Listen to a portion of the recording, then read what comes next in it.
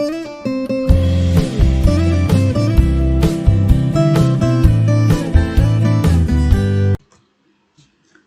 pessoal, bem-vindos a mais uma videoaula. O tema de hoje é dimensionamento de atuadores pneumáticos. Dimensionamento dos atuadores lineares e rotativos para especificação final em catálogos comerciais de fabricantes e revendedores é feito a partir de uma análise dos esforços envolvidos, amplitude de deslocamentos e tipos de montagem. Atuadores pneumáticos lineares. Os atuadores pneumáticos lineares, em sua grande maioria de aplicações, desenvolvem seus esforços durante a fase de expansão da haste. Sabe-se que sempre nos movimentos de expansão ou retração, com a aplicação de força, estão presentes as forças de atrito. No caso do dimensionamento do atuador, torna-se necessário determinar a força de projeto requerida para realizar a movimentação da carga. No princípio do movimento, além da força necessária à aplicação desejada, há a força de atrito estático e, durante o movimento, há a força de atrito cinético, que não apenas agem externamente, mas também internamente no atuador. Verificou-se ainda que os coeficientes de atrito geradores dessas forças variam conforme a aplicação da carga, a natureza dos materiais e seu acabamento, bem como a velocidade de deslocamento e o tipo de lubrificação. Desse modo, ao calcular a força necessária à operação, deve-se corrigi-la multiplicando-a por um fator de correção φ, conforme apresentado na tabela abaixo, a fim de obter-se a real força de avanço ou retorno e, com ela, juntamente com a pressão de trabalho, determinar o mínimo diâmetro necessário ao atuador. Então aqui nós temos uma tabela, onde temos a velocidade de deslocamento da haste do atuador, exemplo e fator de correção φ. Então, se a velocidade de deslocamento for lenta e aplicada somente no final do curso, por exemplo, uma operação de rebitagem, devemos usar um fator de correção de 1,25. Se a velocidade for lenta e a carga aplicada em todo o desenvolvimento do curso, por exemplo, uma talha pneumática, nós devemos usar um fator de 1,35.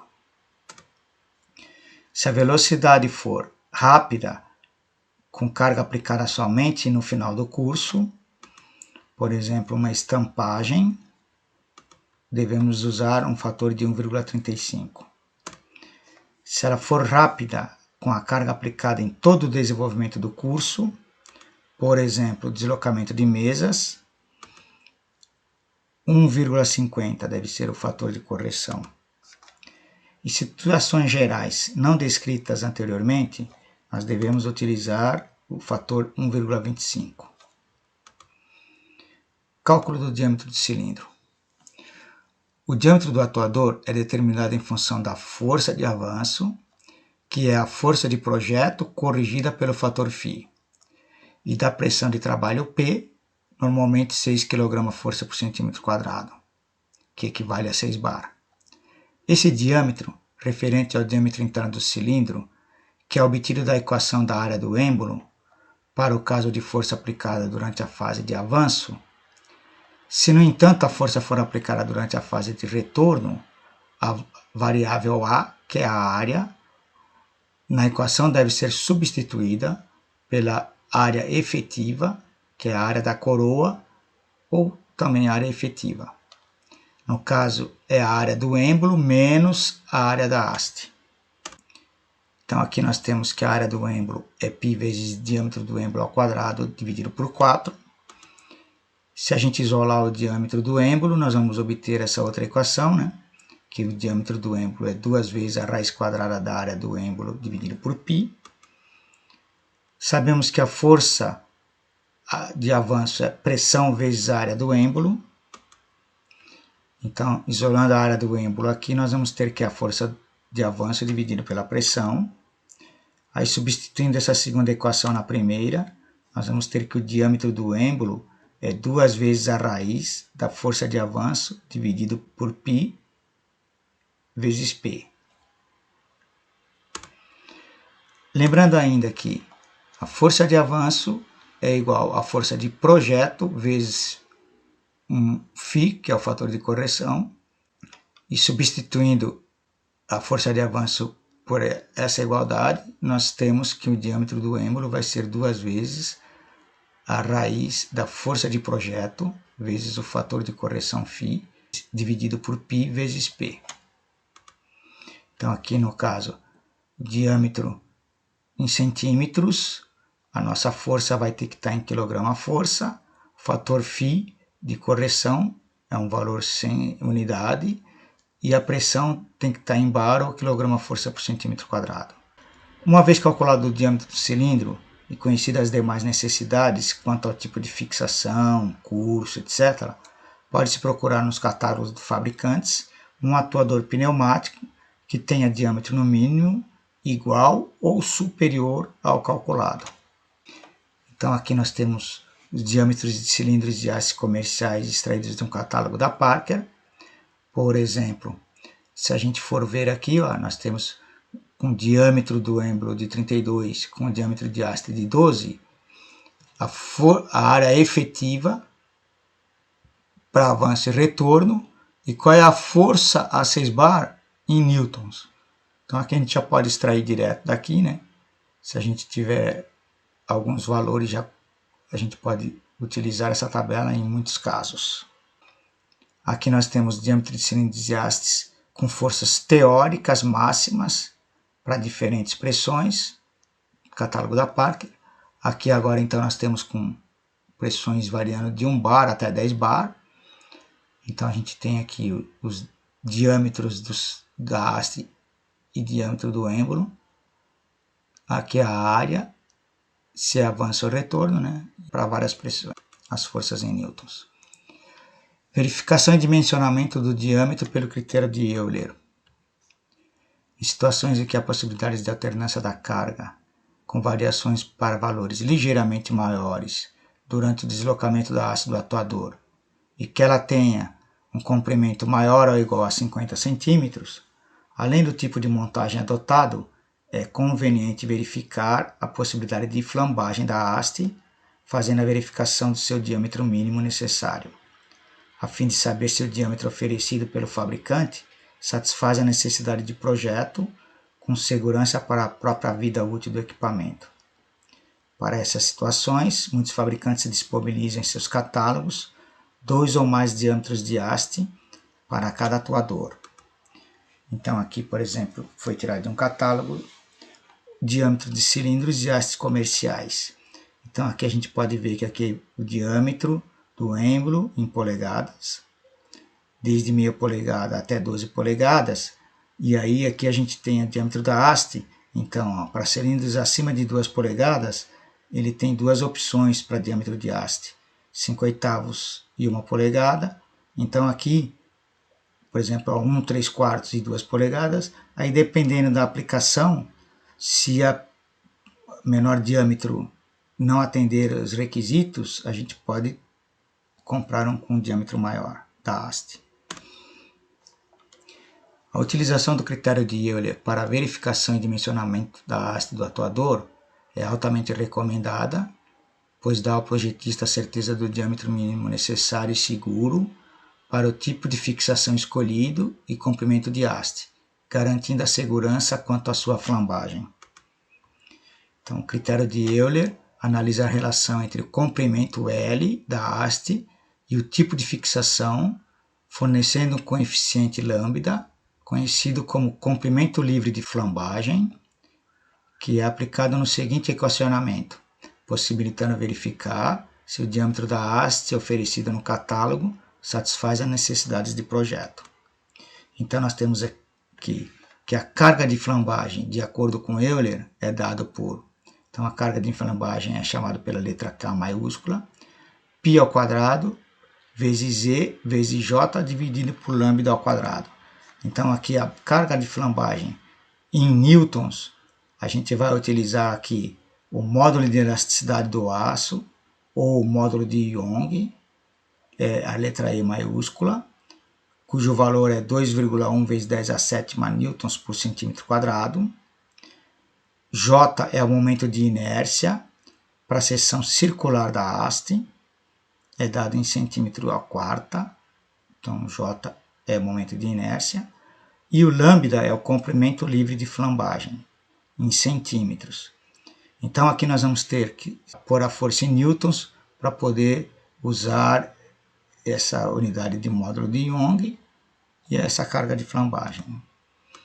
Então aqui nós temos que o momento de inércia aqui, então, d diâmetro da haste a quarta vezes π dividido por 64. Isso significa que com essa carga ocorre a flambagem da haste e, portanto, a maior força de avanço admitida será quando essa força estiver na iminência de atingir o valor K. Para dimensionarmos o diâmetro da haste utilizando o critério de Euler, basta fazermos com que a força de avanço seja igual à carga de flambagem dividida por um coeficiente de segurança. No caso aqui o coeficiente de segurança é a letra S maiúsculo. Substituindo agora as equações 7, 9 e 6 e colocando em função do diâmetro de haste, teremos o diâmetro seguro para a haste como sendo dado por raiz quarta de 64 vezes o fator de segurança S vezes lambda ao quadrado vezes a força de avanço dividido por P ao cubo vezes o módulo de Young. Feito o dimensionamento, verifica-se no catálogo se o fabricante fornece um diâmetro de haste comercial no mínimo igual ou ligeiramente maior que o calculado. Então aqui nós temos os tipos de flambagens. Então nós vamos ter caso 1, em que uma extremidade é livre e a outra é fixa. No caso 2, as duas extremidades são articuladas. Caso 3, uma extremidade articulada e outra fixa. E o caso 4, com duas extremidades fixas. Então, se a gente olhar aqui, quando a gente trabalhar no caso 1, a gente deve adotar lambda como sendo 2 vezes L. Se a gente tiver o segundo caso aqui, que são duas articuladas, nós devemos utilizar o lambda como sendo igual ao comprimento L.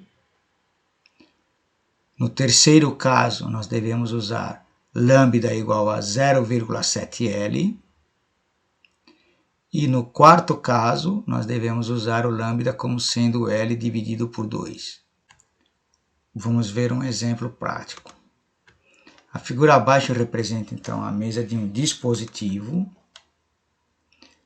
que é movimentada por deslizamento sobre prismas lubrificados, fazendo deslocamento total de 100 centímetros, 1 metro. Dimensionar comercialmente o atuador pneumático, considerando a situação de montagem, de acordo com o caso 2. Então, no caso 2, 2 articulados. Verificar pelo critério de Euler qual é o diâmetro mínimo necessário para a haste. Considerar a força-peso da mesa igual a 150 kg força e a pressão de trabalho de 6 kg força por centímetro quadrado. Então, a solução: determinação do diâmetro do cilindro. A gente tem então que o diâmetro do êmbolo é 2 vezes a raiz da força de projeto vezes o fator de segurança φ dividido por π vezes a pressão de trabalho. O fator de correção para deslocamento de mesa, a gente viu uma tabela anteriormente, é igual a 1,5. Então a gente deve substituir aqui o diâmetro do êmbolo. A gente vai considerar que ele vai precisar fazer uma força para vencer a força peso da mesa. Então a força de projeto 150 vezes o fator de segurança 1,5. Nós vamos chegar no diâmetro de 69 milímetros do êmbolo. Verificação da haste pelo critério de Euler. Então, no caso, o diâmetro da haste vai ser raiz quarta de 64 vezes S, lambda ao quadrado, vezes a força de avanço, dividido por π ao cubo, vezes o módulo de Young E. Então, a gente vai ter aqui, neste caso, a gente precisa passar a força de avanço para newtons, porque o módulo de Young é dado em newtons por centímetro quadrado, para poder cancelar as unidades, né? E aí o comprimento em centímetro porque aqui também é Newton por centímetros quadrados.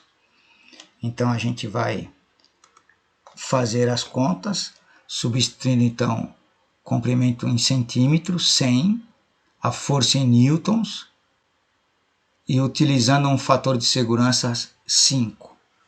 Alguns autores utilizam 3,5, nós vamos estar aqui utilizando um fator de segurança igual a 5. Aí chega num diâmetro da haste de 18,4 milímetros.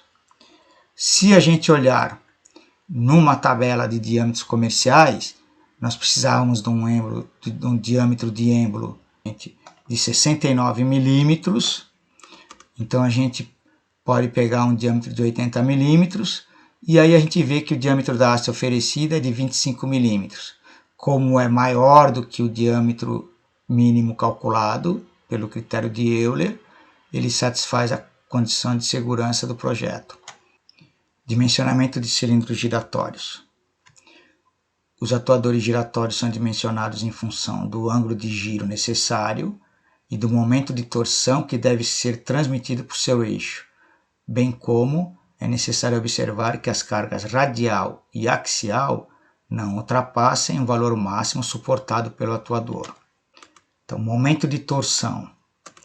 O momento de torção é definido pelo produto entre uma carga F, que atua perpendicularmente a um plano, que passa paralelamente pelo centro da seção transversal de uma peça ou eixo, a uma distância d qualquer.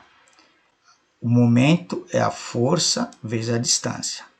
No caso, a força dada em newtons, distância em metro, o momento vai ser newton vezes metro.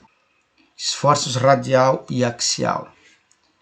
As forças radiais e axiais são as que passam pelo centro de giro da peça ou eixo. As forças radiais atuam perpendicularmente ao eixo de giro, enquanto as axiais paralelamente, conforme a figura abaixo. Então aqui, se a gente olhar aqui, nós temos uma força radial e uma força axial. Vamos ver um exemplo. O dispositivo seguinte é utilizado para executar 3 tarefas idênticas simultaneamente. Dimensione de acordo com a tabela B, a seguir, um atuador pneumático giratório para substituir o atuador pneumático linear atualmente sendo utilizado. Então nós temos aqui um dispositivo para 3 operações idênticas simultâneas, aqui em repouso e aqui acionado. Então esse dispositivo gira em função da distensão da haste do cilindro. Então o cilindro estendendo, ele faz um giro e vai exercer uma força aqui, nesse sentido. Ao mesmo tempo vai fazer uma força aqui e uma força aqui. Então ele vai estar atuando em 3 ao mesmo tempo, sendo que as forças são de 200 newtons cada uma delas. O ângulo de giro aqui de 30 graus. Aqui a gente tem vários tipos de atuadores aqui com diâmetro do atuador de 40 até 100 milímetros para vários ângulos de giro, com uma faixa de pressão de operação de 2,5 até 10 bar. Aqui nós temos os torque a 6 bar para os vários tipos. E aí a gente, momento de inércia de carga admitida, a gente precisa observar todos esses parâmetros na hora de fazer o dimensionamento. Solução. Então, como pode ser observado nesta figura, o atuador, quando acionado, causando a expansão da haste, vai girar o disco no sentido anti-horário, transmitindo-lhe uma torção. O giro do disco será então convertido em movimento linear pelos 3 conjuntos de braços, formando sistemas biela-manivela, fixos por meio de pinos ao disco. E aqui o conjunto biela-manivela vai estender e vai fazer uma força aqui e uma força aqui. É possível também observar que cada um dos braços em seu movimento de avanço linear necessita aplicar uma força de avanço de 200 newtons.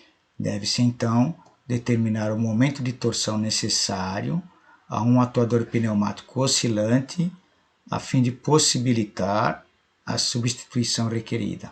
Então aqui nós temos as projeções de forças no disco, o ponto de fixação dos conjuntos aqui, biela e manivela, sobre disco, o ponto de fixação está aqui, do centro de giro 20 centímetros. Assim, se aplicarmos a projeção dos 200 newtons no sentido aqui da biela, nós vamos ver que ele forma um ângulo de 45 graus com essa força. Teremos então uma condição de perpendicularidade entre a biela e o raio do disco. O momento de torção do eixo deverá ser igual ao somatório dos momentos de torção que resultam do produto das forças que atuam perpendicularmente ao eixo do disco por sua distância ao mesmo. Então a somatória das forças vai ser a força vezes o cosseno do ângulo vezes a distância até o centro do giro, que é de 20 centímetros. Como são 3, se nós formarmos os 3, nós vamos obter um momento torsor de 85 newtons/metro. Aí, se a gente voltar a olhar a tabela aqui, nós temos que achar qual o atuador giratório aqui, cilindro oscilante da Festo, que tem uma torção, um torque a 6 bar, acima dos 85 newtons/metro calculado. Então a gente vê que neste caso, o cilindro que vai atender aqui é esse DRQ 100, que tem uma torção aqui de 150 Nm. O imediatamente anterior aqui, 75 Nm, fica abaixo dos 85 calculado, então ele não serve. Encerramos então a primeira parte dessa nossa videoaula, onde vimos alguns cálculos e na próxima estaremos vendo mais exemplos. Espero vê-los logo mais.